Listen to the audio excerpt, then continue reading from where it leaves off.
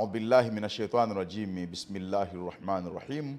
Assalamu alaikum wa rahmatullahi wa barakatuh. Na mtazamaji wa Channel 10 Plus, leo kwa mara nyingine tena nakualika kwenye Uislamu na vijana, na leo tumeleta hapa kijana mwenzako ambaye atakukumbusha mawili matatu kutokana na imani yako na dini yako, lakini akiandaa vizuri akhira yako. Tunasema kuiandaa ni kwa sababu tunaamini mwisho mwema wako ndio unaokwenda kuandaa akhira yako njema, na mwisho mwema wako unaandaliwa na maisha ya hivi sasa. Na sasa utakumbushwa kuwa kijana mwema, kuwa muumini mwema, kuwa mtu mwenye tabia njema. Ukifanikiwa kwenye hayo, insha Allah, Allah atatupa mwisho mwema utakao kwenda kutupelekea kupata akhira yetu. Basi hapa studioni leo tumemwalika Al-Ustadhi Ali Ibn Adam Aman. Huyu ni mmoja katika maimamu wa Masjidul Iqbal, msikiti huko maeneo ya Sinza hapa jijini Dar es Salaam, na leo anatukumbusha juu ya athari za makundi katika jamii. Sheikh, karibu sana. Asante. Assalamu alaikum wa rahmatullahi wa barakatuh. Wa alaikum assalam wa rahmatullahi wa barakatuh. Alhamdulillah wassalatu wassalamu ala rasulillah sayyidina Muhammad ibn Abdullah salawatullahi wa salamuhu alayhi wa ala alihi wa sahbihi wa man wala, amma ba'd. Baada ya kumshukuru Allah subhanahu wa ta'ala na kutaka rehma na amani zimwendee Mtume Muhammad sallallahu alayhi wasallam, watukufu wa Islam, kama alivyotoka kunitambulisha ndugu yangu hapa, mimi ni kijana mwenzenu, ikiwa leo hii nimekuja kwenu kwa ajili ya kukumbushana katika yale ya kheri. Na bila kupoteza muda, mada yangu ya leo itakuwa ni athari ya makundirika katika jamii. Makundirika, kwa wale waliowahi kusoma shule, kulikuwa kuna kitu wanakiita peer groups. Manake ni makundi ambayo yana watu wa umri mmoja na watu wa mawazo ya aina moja, waliokuwa katika watu wawili au watatu na kuendelea. Kwa vyovyote vile, panapopatikana watu wawili au watatu, ni lazima kuna mzalisho wa mawazo, kuna mzalisho wa fikra, kuna mzalisho wa tabia unaotokea. Aidha unaweza ukawa ni mzuri au unaweza ukawa ni mbaya. Hivyo kile kinachopatikana baada ya ule mkusanyiko wa wale watu au lile kundi inaitwa athari. Na siku zote athari inakuwa katika njia moja ama mbili. Ya kwanza, inaweza ikaleta athari nzuri au inaweza ikawa ni athari mbaya. Inaweza ikaitwa ni positive effect au inaweza ikawa ni negative effect. Sasa binafsi mimi na wewe, ikiwa kama vijana tupo pamoja leo kukaa kutizama ni makundi gani tuko nayo na ni athari gani tutazipata kwa maslahi yetu na maslahi ya dini yetu. Insha Allah, tukianza na athari nzuri zinazopatikana baada ya watu kufanya muamala wa pamoja, wakiwa kama teamwork, wakiwa kama ni kundi moja. Katika athari zinazopatikana, kwa sababu watu wale wanakuwa hawapo watu wa kabila moja, kwa hiyo kuna tabia mbalimbali zinazalikana. Moja katika tabia hizo ni tabia za mmomonyoko wa maadili. Athari mbaya inayopatikana katika makundi rika ni mmomonyoko wa maadili. Mmomonyoko wa maadili, kwa haraka haraka, uzinzi, lakini pia wizi. Inawezekana mpo wawili watatu, lakini katika kundi lenu kuna mtu ana tabia ya wizi, lakini kuna mwingine hana tabia.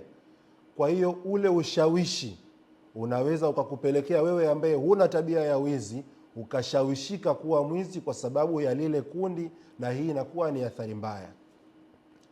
Athari ya pili ambayo inapatikana katika jambo hili au katika kundi rika, mojawapo ni kudhoofu kwa elimu au kudhoofisha maarifa binafsi.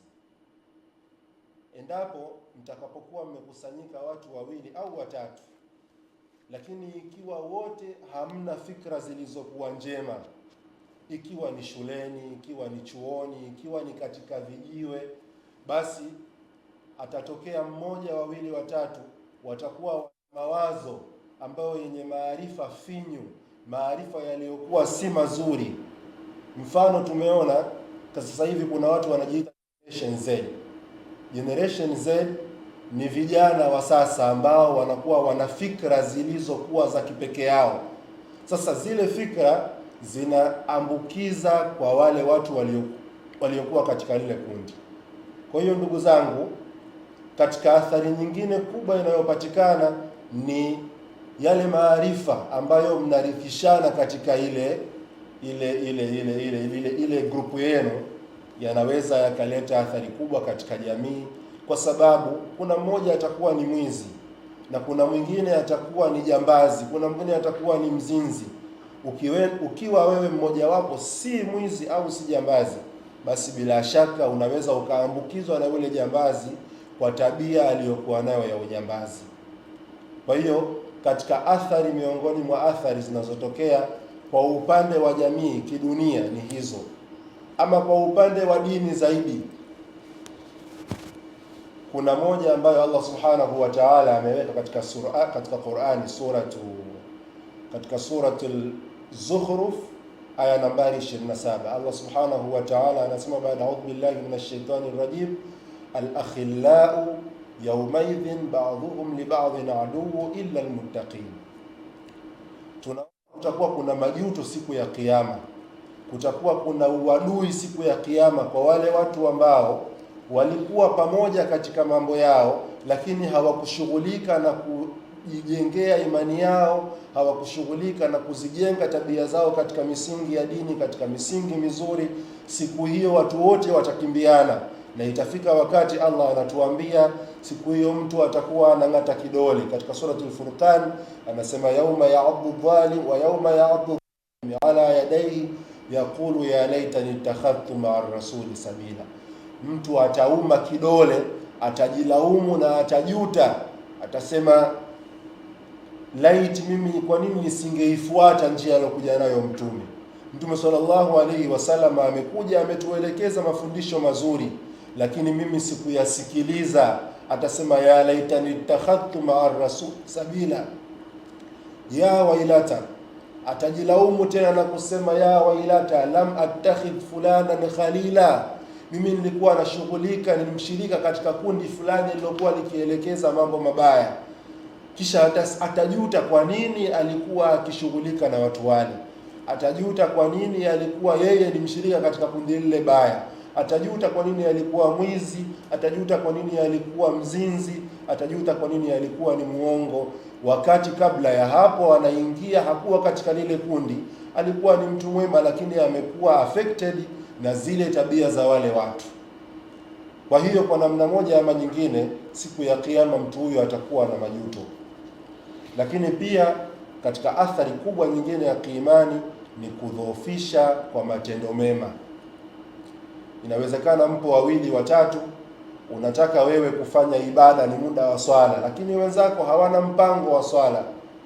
Sasa wanapiga story, wanacheza drafti, wewe ukiwa ni muda wa swala, kwa sababu umeshakuwa affected na lile kundi na unawaona wenzako hawashughuliki na jambo ambalo wewe unalo.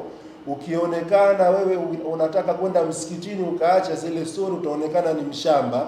Kwa hiyo moja kwa moja unaanza kuacha swala taratibu, na mwisho wa siku pia matendo mengine mengi yanakuwa kwako yanakufutu, kwa sababu Mtume anatuambia swala ndio kikapu cha kubeba matendo mema.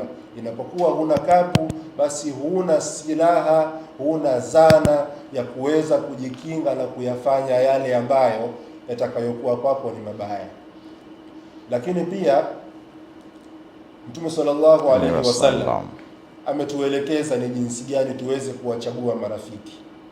Ukimchagua rafiki, mtizame kwa kigezo ambacho Mtume sallallahu alaihi wasallam amekiainisha, ambacho ni kigezo cha dini. Aliwahi kusema Mtume sallallahu alaihi wasallam, mtu aliyekuwa katika dini ndiyo rafiki yako. Lakini pamoja na yupo katika dini, usimtizame tu huyu ni Muislamu, huyu ni Ali, huyu ni Abdul Latif, huyu ni nani. Usimtizame kwa jina lake, tizama yale matendo yake na ile dini yake. Falyanzur ahadukum man yukhaliluhu, basi atizame mmoja wenu ni nani atamfanya rafiki, pamoja na kwamba ni mtu Muislamu mwenzako, lakini angalia, je, mwenendo wake unakushawishi wewe kuwa rafiki yake? Kwa sababu usipozingatia hilo, yule atakuvuta siku zote. Mtu mbaya ana uwezo wa kumshawishi mtu mwema kwa haraka sana. Mmoja katika wanawachuoni amewahi kuhusia na kusema, la tashabil kasalana fi halati, chunga haswa, usiambatane na mjinga katika hali zake.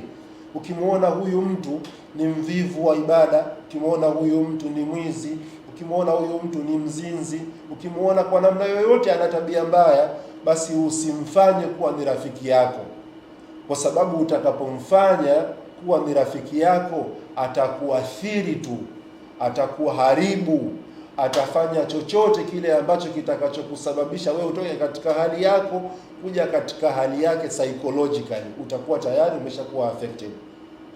Na anaendelea kusema adwa albalidi ila aljalidi saria, ule ubaya wa yule mtu mbaya kumwendea yule mtu mwema na mwenye akili na mwerevu ni haraka sana, yani hauchukui dakika, hauchukui muda.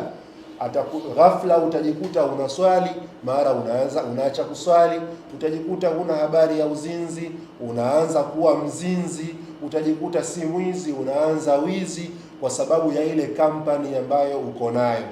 Anatoa mfano shekhe kwa kumalizia mfano wake huu au shairi lake hili kwa kusema, kaljamri yudhau fi ramadi fayakhmulu, ni kama vile kaala moto. Lile kaala moto ukilitizama lile vile lilivyokuwa jekundu, lakini lilivyokuwa kali na linaunguza, ukiliweka katika majivu ni haraka tayari limeshazimika, na wala halichukui muda, haliwezi kuyaathiri majivu, isipokuwa yale majivu yatauathiri ule mkaa wa moto kwa waya yao kuwa kama majivu. Hizi ni athari mbaya ambazo anazipata mtu atakapokuwa katika makundi rika. Ama kwa upande wa pili, athari njema ambazo atazipata mtu akiwa akijihusisha na makundi rika, na hapa utaangalia moja kwa moja ni makundi yapi ambayo unayazungumzia. Ili upate athari njema ni lazima uangalie makundi mema. Jiweke wewe ni katika watu ambao wenye kusuhubiana na watu wanaoswali. Swala zako zitadumu, kwa sababu itafika wakati mnazungumza mambo mazuri. Ikifika wakati mtakumbushana kuhusu swala, mtakumbushana kuhusu kufanya mambo mema. Hamtokuwa mna habari za kufanya yale mambo mabaya, kwa sababu wale wote uliosuhubiana nao wako katika mrengo mmoja pamoja na wewe. Kwa hiyo jambo la kwanza kabisa utakalokuwa unalipata ni utaikuza imani yako. Hii ndio athari ya kwanza. Utaikuza imani yako, na imani itakuwa kiasi ambacho hutoweza kudanganya na mtu mwingine yoyote, kwa sababu tayari umeshasuhubiana na watu wema. Ukisuhubiana na watu wema, na wewe utakuwa wewe mwema, kama wanavyosema Waswahili, ukiambatana na muuza perfume atakunukisha perfume, na wewe pia utakuwa unanukia perfume, kwa sababu ya athari yake tayari imehamia kwako, ile athari ya kunukia. Vile vile ukisuhubiana na muuza mkaa, atakupaka masinzi tu, utaonekana wote ni wauza mkaa, au wewe pengine ni msaidizi wa yule muuza mkaa. Kwa sababu gani? Umesuhubiana naye, umemfanya kuwa ndio mtu wako wa karibu. Vile vile ukiambatana na watu wema, utakuwa na wewe ni mtu mwenye kuyatenda matendo mema. Lakini vile vile utakapoambatana na mtu mwema, wewe itakuwa ni katika wale watu Mwenyezi Mungu Subhanahu wa Ta'ala katika ile aya ya mwanzo katika surati Zukhruf aliyosema, al-akhillau yawmaidhin ba'dhuhum li ba'dhin aduwwu illa al-muttaqin. Haya ya mwanzo kabla ya hii adatul istithnai tumeshayasema kwamba utakuwa wewe ni adui wa yule rafiki yako ambayo mlikuwa hamna habari ya kutenda matendo mazuri hapa duniani. Lakini utakapokuwa unaambatana na wale watu wema, wewe utaingia katika hili fungu la pili, ambao ndio wamekuwa ni mustathna, wamevuliwa katika hii sifa ya kwanza na wakaingizwa katika sifa ya pili, ambao ni almuttaqun, wacha Mungu. Na wacha Mungu hawapatikani isipokuwa kwa kutenda matendo mema, lakini pia na kukatazana na yale mabaya. Ndugu zangu Waislamu, Hadithi ya Mtume sallallahu alaihi wasallam inatupa tiba ya kuweza kuyatibu yote haya ambayo yatakayokusababisha wewe ukapata athari mbaya. Basi Mtume sallallahu alaihi wasallam anatuambia katika hadithi ni watu gani wa kukaa nao ili wewe uweze kusalimika. Ikiwa unaona vijana wako wote, vijana wenzako hawana habari na dini, hawana habari ya kutenda matendo mema, hawana habari ya kujishughulisha na ibada, basi si vyema kulazimishana nao kukaa pamoja nao. Basi unaweza ukafanya ni second option, ukawatafuta watu ambao wanaweza wakakusaidia. Mojawapo ukakaa na wazee. Ukikaa na wazee siku zote, mzee ana hikma kwa sababu tayari ameshayapitia mengi, atakuwa ameshayapitia mengi na tayari ameshapata matatizo mengi na anajua ni jinsi gani mpaka amevuka. Hivyo hatovumilia kuona wewe unapitia katika yale aliyoyapitia. Leo hii mzazi analazimisha kumsomesha mtoto wake shule za gharama, ikiwa yeye hakusomeshwa shule za gharama, yeye hakuweza kusomeshwa katika shule za gharama. Lakini kwa sababu gani? Ameziona athari za kusoma katika shule za gharama zilizokuwa nzuri, katika shule zenye uangalizi mzuri. Hivyo anapambana kwa kila hali kumpeleka mtoto wake apate malezi mazuri. Kwa hiyo vile vile, kwa sababu tayari ameshayapitia yale, anakuwa na uhakika, mimi nikifanya hili mtoto wangu hatakuwa kama mimi. Mtume sallallahu alaihi wasallam anatuambia katika hadithi, jalisul kubara, kaeni na wakubwa, kaeni na watu wenye umri mkubwa, watu ambao tayari wameshavuka. Lakini pia wa khalithul hukama, na changanyikeni na watu ambao wenye hikma mbalimbali, wenye busara. Wasiwe ni watu wazima tu. Kuna watu wazima siku hizo wanaitwa watu wazima ovyo. Kuna watu wazima wanaitwa watu wazima ovyo. Mtu ana umri mkubwa, lakini pamoja na hivyo Sheikh Mkalinga hawezi kufanya jambo ambalo litakuwa ni busara kwa wale watu wanaomtazama. Kabisa, kabisa. Yaani ana miaka zaidi ya 50, 40, lakini anafanya mambo ya kitoto. Yeye anakaa barabarani, anapoteza muda katika mambo yasiyo ya maana. Mmoja katika wanawachuoni ametuhusia katika kuwa na tahadhari na watu hawa. Akatuambia juu ya hawa watu, wanasema idha asha alfata, pindi atakapoishi kijana 50 ama, kwa miaka 50, yani mpaka hapo alipo na miaka 50, lakini katika athari ya maisha yake hakuna athari ya mtu huyu alishawahi kuwa mwema. falam yura fihi atharu al-afaf, haijatokea hata siku moja yeye akipata kama ni jambo baya anasema hili ni zali la mentali limemwangukia, analiharakia haraka. Akipata dili jambo la wizi akipata, basi ni mtu ambaye hata akiona mtu amedondosha kitu anasema hii bana riziki yangu, na anamuona aliyedondosha ni yule pale, lakini kwa sababu hana athari njema ataona huyu nikimwambia mimi nitakosa, anaona kama ni riziki yake. Sasa mtu huyu ameishia katika kula vya haramu, katika kufanya vitu ambavyo havitakiwi. Anatuambia shekhe, fala tastashibanna lahu rashada, utakaposuhubiana naye basi usitarajie kwa kusuhubiana na mtu huyo, japo ni mtu mzima, ukatarajia wewe utakuwa ni mwongofu. Mtu huyu kwa vyovyote vile lazima atakupotosha, kwa sababu njia alizopita ni njia mbaya.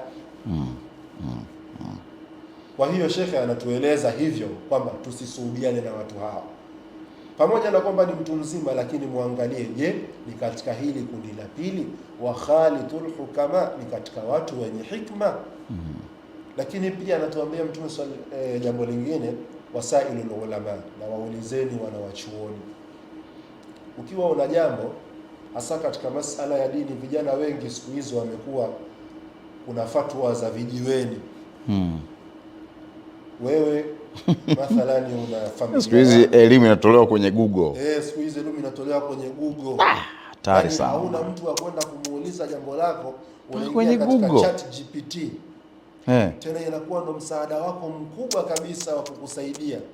ni kitu ambacho si kizuri, kwa sababu kile ambacho unakifanya wametengeneza watu na haujui wana malengo gani kabisa. Mtume kutuelekeza haya maelezo ametaka tupate ilmu ambayo itakayokuwa ni alilmu bitalaqi, ilmu kwa mapokezi ya macho kwa uso. Mashekhe wa zamani walikuwa wakisoma hata kwenda kuama katika kusoma chuo kingine mpaka upate ruksa kwa shekhe huyu ambaye upo naye. Na hayo ndio maelekezo ya taalimu yanatuambia katika vitu sita ambavyo anatakiwa yule mwanafunzi akati anasoma. Kitu cha kwanza ni irshad ustadh, awe na mwongozo wa mwalimu lakini pia awe na tuli za mali, adumu kwa yule mwalimu mpaka mwalimu amwambie sasa wewe unaweza ukaenda kusoma sehemu fulani, aidha kwa sababu hicho ulichokuwa nacho mimi sikutoshelezi, lakini hicho ulichokuwa nacho unaweza kwa sababu siku zote mtu anajifunza pia kutokana na mazingira. Umesoma Dar es Salaam, umemaliza, mwalimu wako amekuona huyu akiendelea kwa Dar es Salaam hapa kwa hicho anataka kumfundisha, hawezi kukielewa, ataathirika tu na mazingira na nini na mazingira. Hebu nimbadilishie mazingira, aende sehemu nyingine akajifunze zaidi. Wazee walikuwa wakifanya hayo, na ndio maana Mtume SAW akawaweka wazee mbele, kwa sababu wao wana vitu ambavyo vitaweza kutuongoza katika maisha yetu. Ustadhi, mwalimu wetu, mimi eneo hili napata shida kidogo. Mtu anasoma nakwambia rejea ya nilichokisema, nenda ukagugo kitabu hiki kiko sehemu fulani. Jamani, kuna usahihi wa kusoma kwenye Google kweli? Kuna shida gani kwa wafuata wanaojua Mungu ashasema fasalu ahla dhikr? Shida ni nini? Mle kwenye Google yako sawa sawa kweli majambo haya? Naam, swali zuri sana. Kihakika kule kwenye Google uchache wa asilimia ya usahihi ni mchache sana. Nilikuwa nazungumza na ndugu yangu mmoja akaniambia, ikiwa utaitegemea Google mfano ifikie wakati wewe, mimi si hafidh wa Qur'an lakini kuna mtu nimemsikia amesoma aya, nimeipenda ile aya, nijue katika sura gani. Kwa hiyo kitakachonisaidia mimi ni kuingia katika mtandao na kuandika aya fulani ipo sura gani, aya ya ngapi. Lakini sio utegemee tafsiri ikuletee fatwa, ikuletee nini. Haiwezekani. Na ni mara kibao kweli tunaviona baadhi ya vitabu katika Google vimechakachuliwa sana, si asili. Na vitabu vingi vya sasa, ukiacha vya Google, vingi vya sasa kuna baadhi ya vitu vimetolewa. Ukiwafuata mashekhe wa zamani, mashekhe ambao wamesoma kwa mashekhe kwa ilmu iliyokuwa na adabu, wenye vitabu vilivyokuwa tayari vimeshahakikiwa na mashekhe, alafu ukachukua kitabu kimoja ukaao unaangalia na kitabu hiki ambacho unacho wewe sasa, jina ni moja, mtunzi alioandikwa ni mmoja, lakini unakuta kuna makosa mengi. Kwa sababu gani? Wale wamefanya kwa maslahi yao. Tunadhani ni kurahisisha wanafunzi kupata maarifa, kupata elimu, kupata vitabu, kupata rejea kirahisi zaidi, au uko mpango nyuma wa haya? Naam, swali zuri sana. Kihakika katika hili nikirudi nyuma kidogo kueleza kuhusu mfano, mimi binafsi kwa taaluma yangu ni mwalimu. Mashallah. Na katika ualimu, katika zile nyenzo za ufundishaji kuna vitu vinaitwa textbooks, alafu na kuna supplementary books. Manake ni vitabu vya kiada na ziada, na kuna vitabu vya ziada. Sasa huwezi kutumia kufundishia kitabu cha ziada, kitabu ambacho kina kazi ya kuzidisha maarifa, alafu ukatumia kitabu ambacho pengine kitakuwa kipo nje ya syllabus au kimetoka au hakina ule mwongozo wa kwenye syllabus, haupo kabisa. Inakuwa kidogo ni mazingira hatarishi. Kwa hiyo katika hilo kuna baadhi ya vitabu vilikuwa vimeandikwa, lakini wale waandishi pia kuna baadhi ya vitu wanakuwa wanavificha. Wanaandika labda kipengele hichi nenda kitabu fulani ukurasa fulani. wanaandika kipengele hichi, nenda kitabu fulani, ukurasa fulani. Kile kitabu yule mwenyewe anaona tayari hapa mimi siwezi kutoa kila kitu. Ile utakuta Mwalimu, mimi nakushukuru kwa dakika chache hizi, walau tumezungumza jambo. Tukirudi kwenye mada yetu ya asili kwamba athari zinazopatikana kwenye makundirika haya, kwa dakika chache labda ushauri wako ama maoni yako katika kuweka sawa jamii hasa vijana, nini kifanyike? Kwa dakika chache hizi kuna maneno nitayafungia ambayo ni ya mmoja katika wanachuoni wakubwa akiitwa Ibn Athaillah As-Sakandari. Aliwahi kusema katika kutuhusia sisi vijana na Waislamu kwa ujumla, ni jinsi gani kukaa na watu wa sifa zipi ambao watakaokuwa wanakupeleka wewe katika sehemu ambayo Mwenyezi Mungu atairidhia. Alisema la tashabi man la yunhidhuka haluhu wala yadulluka ala Allahi maqalu. Usifanye urafiki, usisuhubiane na mtu ambaye ile hali yake ukimtizama haiwezi kukurejesha wewe ukamkumbuka Mungu au ukakumbuka mambo mazuri. Ukimtizama mtu vile alivyo tu, tabia zake mwizi, tabia zake mzinzi, kabla hajazungumza anaonekana haswali, huyu sisuhubiane naye. Lakini wala yadulluka ala Allahi maqalu, akizungumza pia muda wote yeye yupo radhi azungumze habari za mpira kuliko kuzungumza habari za Mungu. Sasa tukiyafuata haya maneno, tukiyafuata huu mwongozo, bila shaka vijana wengi wakafuata maneno ya Mtume SAW katika kukaa na wale watu waliowaainisha kwa zile sifa. Wawe ni watu wazima, lakini wawe na hekima, wasio watu wazima ovyo. Lakini pia wawe ni watu wasomi, na msomi si lazima amemaliza vitabu vingi. Kihakika msomi, wanasema al-ilmu ni kile kitu ambacho unakijua alafu unakifanyia kazi. Kwa unaweza ukawa wewe unajua vitu vingi, lakini vitu vingi huvifanyii kazi. Na hata Allah Subhanahu wa Ta'ala malipo aliyoyaandaa kwa hawa wajuzi hakuyaandaa kwa wale wajuzi tu, ameandaa malipo kwa wale wanaoyatendea kazi. Wanaotendea kazi. Mwalimu, nakushukuru sana. Nakushukuru kwa kuacha shughuli zako leo kaje hapa studioni kwetu na ukatoa sadaka yako. Ulichokifanya ni kikubwa sana. Naamini katika waliopata fursa ya kutazama maneno yako ambayo wataifanyia kazi. Allah tuwafikishe, wakati mwingine ukaribie tena.